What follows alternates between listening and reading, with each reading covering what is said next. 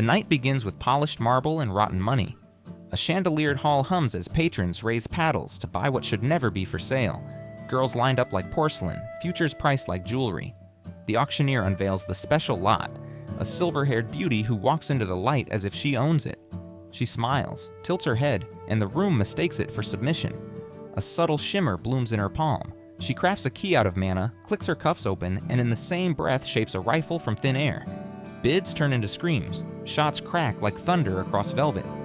Down a corridor, a girl in a maid's dress drops the act, snaps a bottle across a guard's skull, and flips a spear from beneath her skirt with the comfort of someone who has already chosen what she'll fight for. While chaos eats the hall, a patient breath waits in the cold outside. A sniper finds the ringleader, the madam, who raised villages and sold survivors like trophies, darting from room to room. He traces her through plaster and plastered smiles, lets the crosshairs settle, and ends a business that never should have existed. He is Lugh Tuatha Dé. The two girls are Dia Viekone and Tarte. Together, they don't rescue a hall, they start dismantling a world. But this isn't where their story starts. It starts with a man who had already mastered killing, and needed to learn everything else. Before he was Lugh, he was the world's cleanest trigger, a nameless perfectionist who answered to Alan when the job required a name. 6 targets, 6 bodies, not one extra move. He treated assassination like surgery, quick, precise, merciless to the disease rather than the patient. Retirement was supposed to be the reward. Instead, the sky tore open. A drone, a hijack, a betrayal from the very people who had raised him to be useful. The plane burned. The world went quiet. And then a woman of impossible calm, silver, soft-voiced, amused, stood in the white between lives and poured him tea. Call her the goddess, call her the arbiter of what now, but she laid out 2 doors. Be reborn on Earth with no memories, or enter a world of magic carrying every lesson he'd paid for in blood, on one condition. 16 years from now, a hero would save that world from a demon king, and then, swollen with power and certainty, become the very catastrophe he had prevented. If Alan wanted a second life, he would have to end that future. He didn't flinch. He chose memories over comfort, perks over prayer. 5 carefully selected skills, maxed human stats, a deadline. The contract was simple in words and brutal in consequence. He took it anyway. He woke to sunlight, to warm arms, to a name that fit like a tailored coat. Lugh Tuatha Dé, heir to a noble bloodline known in whispers for 2 professions that share the same hand. Medicine and the removal of tumors you can't cut out in daylight. His father, Tian, taught anatomy with a calm that made even death feel like logic. His mother, Esri, could swap a bandage for a smile and fix things that stitches can't touch. Their creed is not the creed of tools, it is the creed of people. Don't kill because you were told, decide because you understand. Lugh's childhood is exacting rather than cruel. He runs forests at gray dawn and learns why a clean headshot is the kindest way to hunt. He seasons rabbit like a chef and hears his father's real lesson. Precision is compassion dressed in sharp edges. When his bones and nerves can bear it, a family surgery rewires his eyes. Mana lines crawl into view like constellations across living skin. The world is suddenly measurable in currents. Then a teacher arrives and shakes the snow globe. Lugh expects an elderly sage. The universe sends Dia Viekone, silver-haired and sunbright, a top 5 mage with the habit of grinning right before proving a point. She tosses him a crystal to measure capacity. He pours in mana until its spider cracks. She yells, "Throw it!" And a heartbeat later, daylight splits above the estate in an explosion that rattles cutlery a village away. That's not a prodigy, that's a reactor contained in polite manners. Lessons become a 2-way street. Dia shapes elements, recites incantations, and teaches the formal logic of this world's magic. Lugh reverse engineers the grammar behind the words, noticing that numbers embedded in spell language map to properties like melting points and densities. He's not just learning spells, he's inventing them. "Show me your best," he says, and she draws an arc of fire across the horizon. "Now let me try something uglier," he replies, building magic like an engineer and bending its edges toward practical killing. Silencers, shrapnel, trajectories that behave themselves. Somewhere between shared notebooks and the hush after danger, a bond takes shape that isn't just mentor and student. They trade gifts. She leaves him a rare mana crystal. He presses a titanium knife into her palm that fits there like it was always meant to. Hunger walks softer than monsters, and that's why it gets farther. A winter hunt leads Lugh to a clearing, split by growls, a ring of wolves closing on a girl too thin to belong to anyone's story. He cracks the circle, feeds her, and lays the truth in front of her without sugar. "I'm an assassin. If you choose to stay with me, you won't be a maid or a mascot. You'll be my partner. That means risk. that means blood. Decide, awake. The girl's name is Tarte. What she lacks in comfort, she makes up for in stubbornness and mana. She chooses.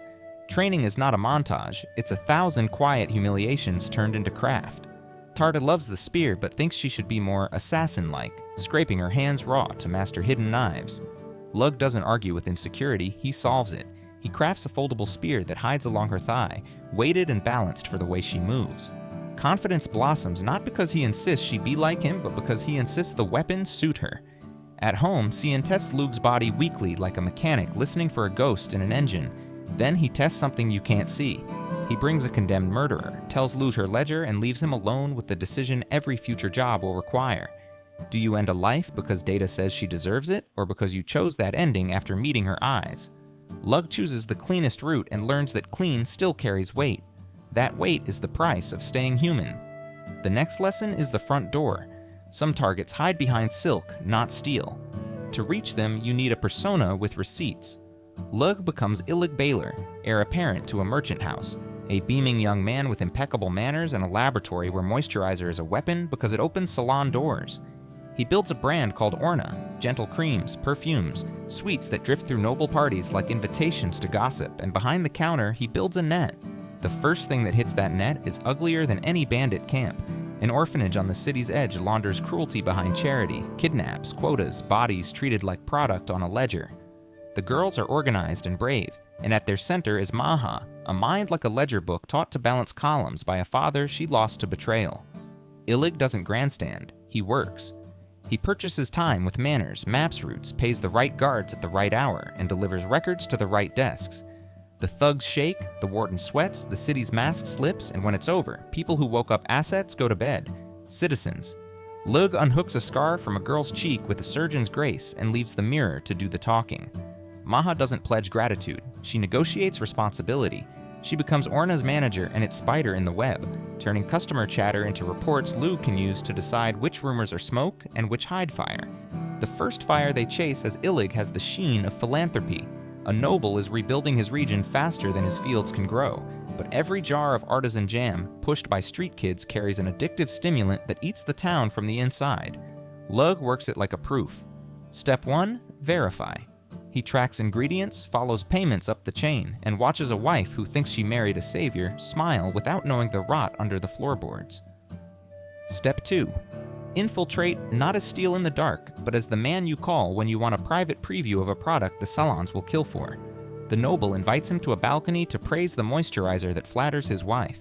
After he verifies guilt, he no longer needs to doubt. Lugh takes the kindest shot possible and ends it quickly.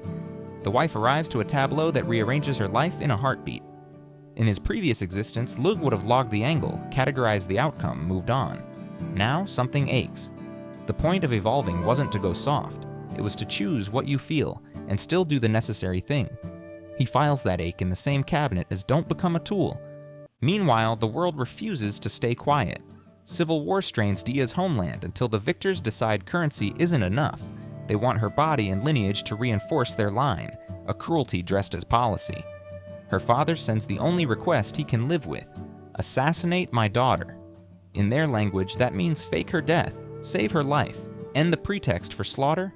Lugh decides in less than a breath, not as a contractor, but as someone in love. He arrives to a siege already chewing through walls. Dia holds the line with rifles and logic. Volunteers fight like they own the ground. The enemy advances behind a name beginning to terrorize the map: Setanta, Kron's hound, carrying a divine spear that leaves ruins in its wake. Lugh watches him throw, witnesses armor and men split like fruit, and understands two things instantly. First, this is not just a strong soldier. This is a myth still walking. Second, there's no such thing as a fair duel when the stakes are a woman's life and a city's future. What he does next started weeks earlier on a nameless beach. Magic doesn't care about aerospace budgets. If you can shape a tungsten rod, wrap it in wind to stop the atmosphere from cooking it, and give it permission to fall from the edge of the sky, gravity will do the rest. On the island, Lugh practiced angles until the sea learned his name. Now, under a star-cold moon, he needs 5 minutes to call the hammer down.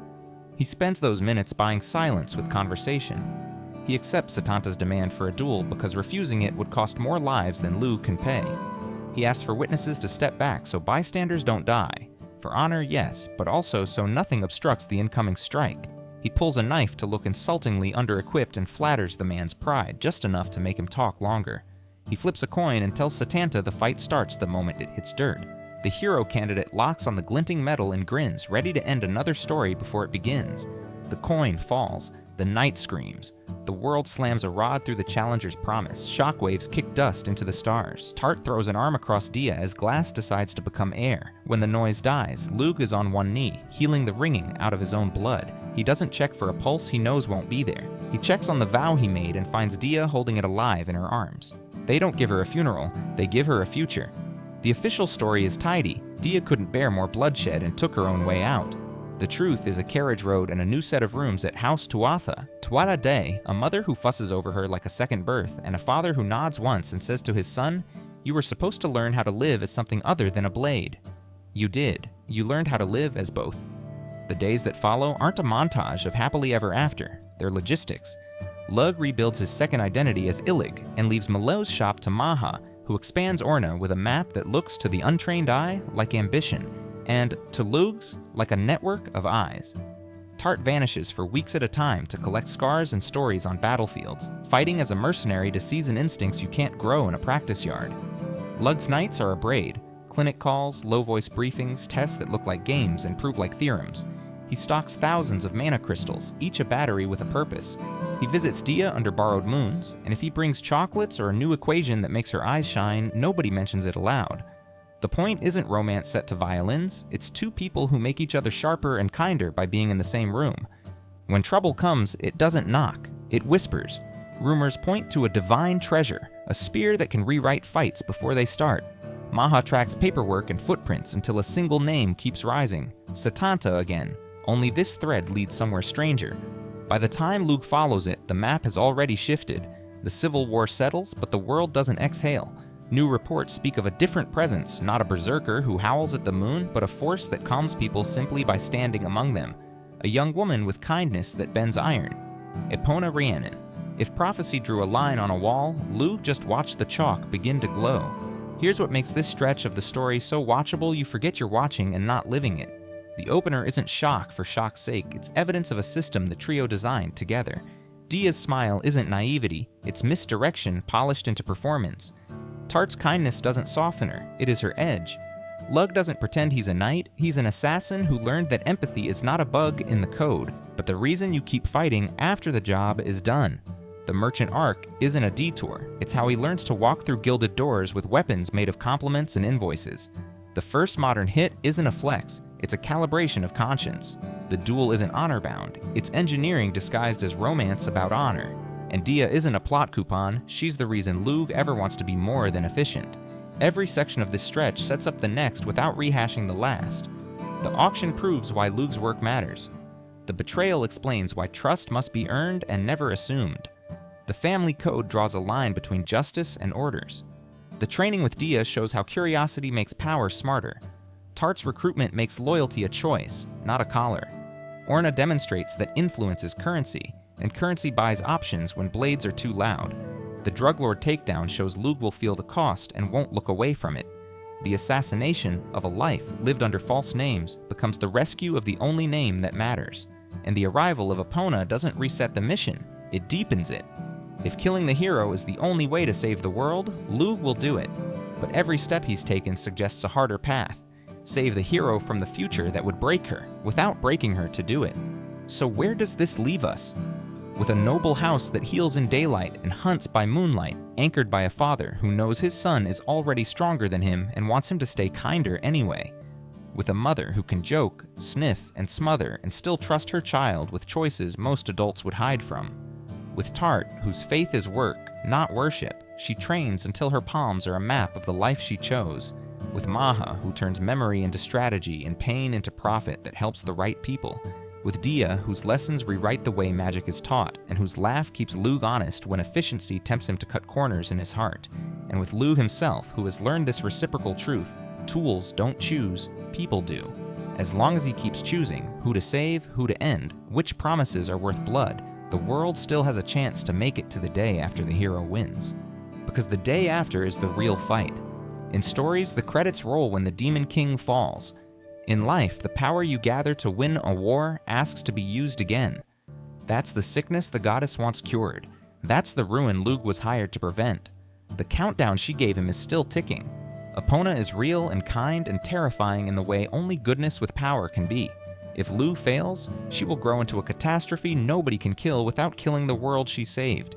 If he succeeds the easy way, he becomes the instrument he promised he wouldn't be. Precise, obedient, hollow. The path he's carving is narrower and more dangerous than either extreme. Stay human, stay surgical, and change a prophecy that doesn't want to be changed. But that's tomorrow's problem.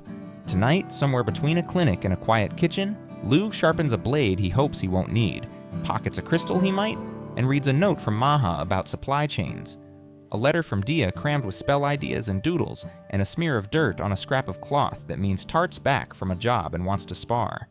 He is living two lives and telling the truth in both of them. He is a son, a friend, a merchant, a surgeon, and a very polite nightmare for people who think money can purchase amnesty. If the hero must be stopped, he will stop her. If the hero can be saved, he will prove that an assassin can break a prophecy without breaking himself. What comes next?